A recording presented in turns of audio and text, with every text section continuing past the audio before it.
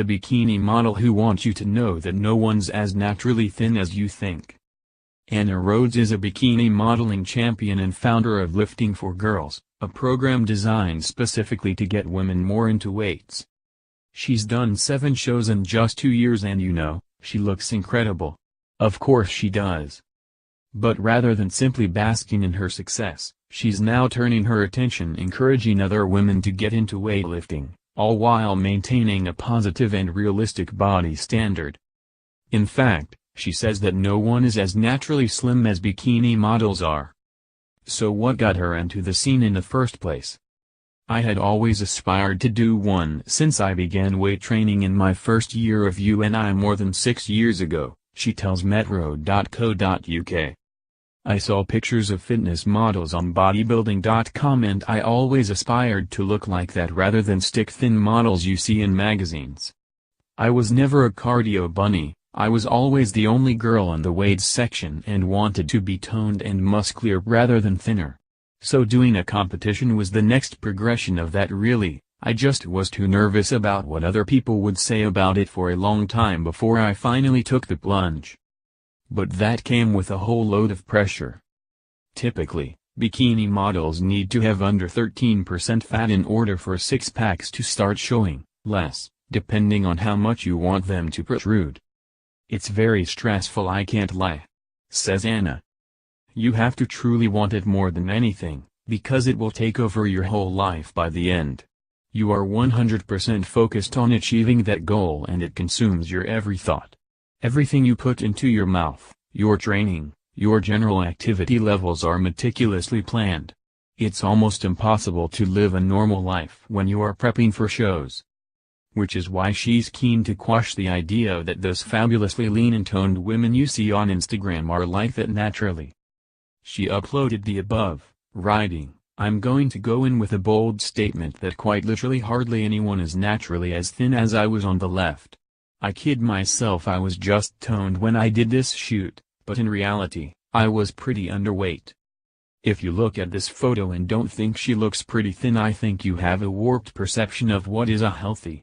If you see someone that is this tiny, it's highly likely that either A, their whole life is tailored around looking like that, like I was, and B, they don't eat a lot, either naturally they have a very small appetite or they are forcing themselves not to. If you like eating out, socializing, doing fun shit with your life that isn't living in a gym, you won't ever look like this. As a coach, I like to manage expectations here. I know personally I will never look like that again, BC I'm just not about this life anymore." She says it's hugely important for influencers to explain exactly what they have to do to get into the shape they are in and how much of their life is dedicated to looking that way. I don't feel like this is something influencers should be ashamed of. If it's important to you, then it's okay to dedicate more time to it. But also by being transparent, it should help other people realize that if they aren't willing to make these kind of sacrifices, which is totally okay, then they shouldn't aspire to look that way. If living your life is more important than having a shredded six-pack, then enjoy that. The extreme levels of leanness to enter a bikini competition or to do a photo shoot with are not achieved through living a normal, happy, balanced life, for the most part. So does that mean that our perception of what's achievable and healthy have become warped, being surrounded by #Fitspo all the time? Yes, definitely. The number of girls who contact me on Instagram criticizing their physique and aspiring to look like bikini competitors or Victoria's Secret models is quite shocking. Sometimes they will send me their progress pictures, and more often than not, they look like someone who is, in my opinion, in great shape with totally normal levels of body fat. But they see someone who is in bad shape because they are comparing to some of the images we see on social media. To be honest, I used to be exactly the same. I was always naturally slim, but I wanted to look like I worked out, and I thought the only way to look like that was to be in bikini shape. That was before I knew what it actually took to get into bikini shape. Right now, Anna says she just has a normal and healthy body fat level, and compared to when she was in the midst of her competition days, she doesn't get half the amount of attention on social media. Not that that matters, but still. And that's just a small part of the transition between being competition-ready and normal life. Anna says she's struggled with accepting the changes happening to her body as it returns to its natural state. People seriously underestimate how hard it is going from seeing your physique get leaner and leaner every day, to gradually seeing it get less lean every day. Often you've spent months and months making sacrifices to look that way, and within a few weeks, it could all be undone.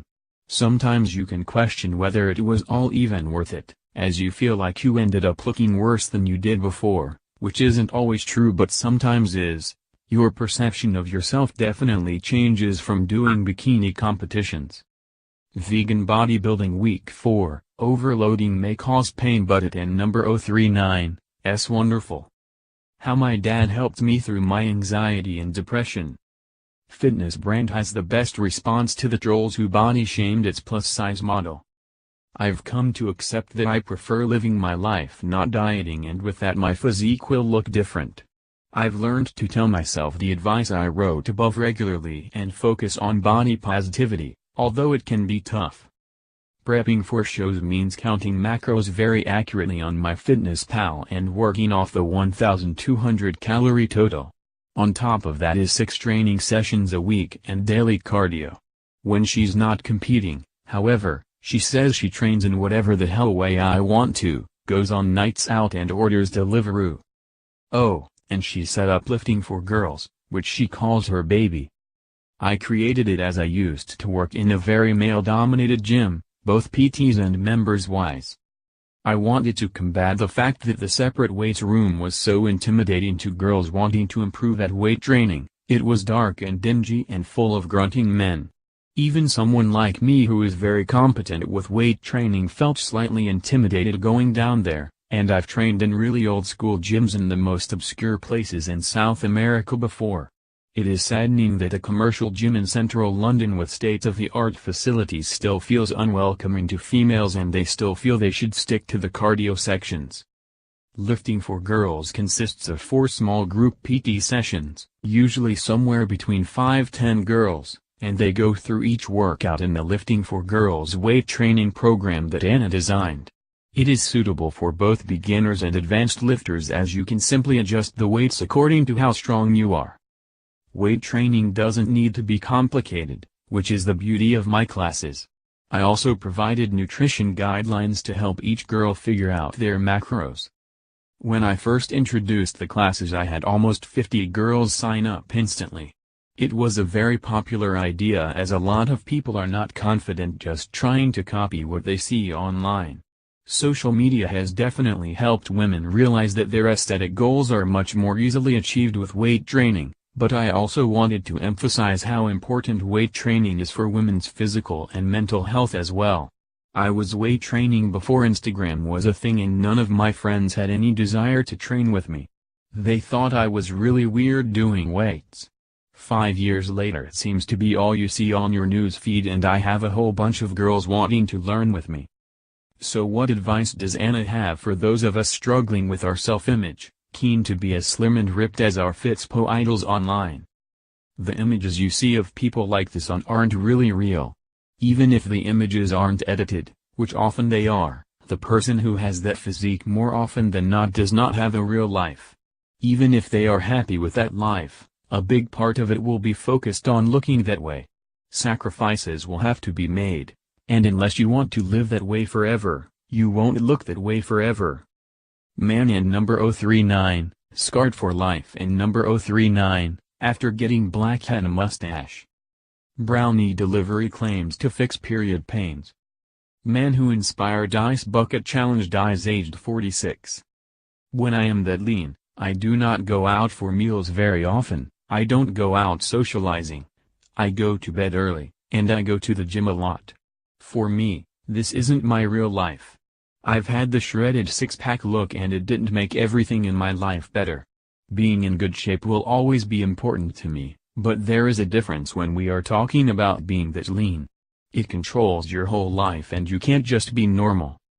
And on some level, most girls have a dimorphic image of themselves. They can't see how toned they actually really are and they can't see what others see. So why believe your own negative thoughts like this? I'd rather believe other people who say I look great. So if you're constantly critiquing your physique and striving for perfection but other people think you look great, listen to it. You can follow Anna's fitness and food adventures here. More, fitness brand has the best response to the trolls who body shamed its plus-size model. More, bloggers aren't at all happy about Louise Thompson's new body positive book.